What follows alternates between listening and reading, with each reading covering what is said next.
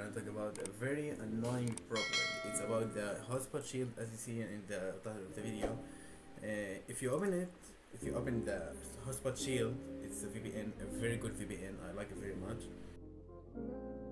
It will show up like this, like it doesn't work. So how we fix it? As I say in all my videos, it will be so easy. The first thing you're gonna do is to go here and open the task manager, search for the hotspot shield. You'll find it right here or anywhere else, and end the task.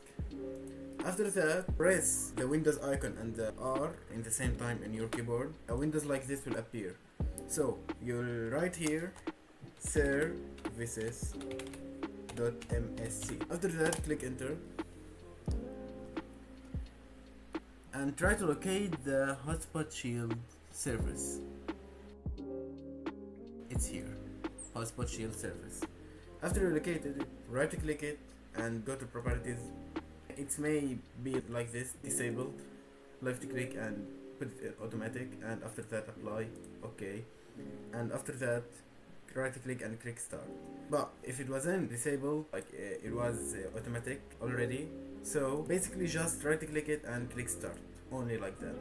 After you click start, wait for some seconds.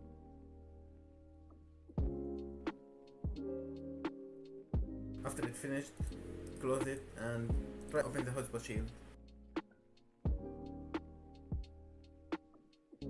and it will work. You see, go back and it will work. You may need to do it in a lot of time, like every time the hotspot shield won't work with you, do what I did in the video. So that was our video, guys. Thank you all for watching. Please like and subscribe. Thank you all for your support, and see you in another video.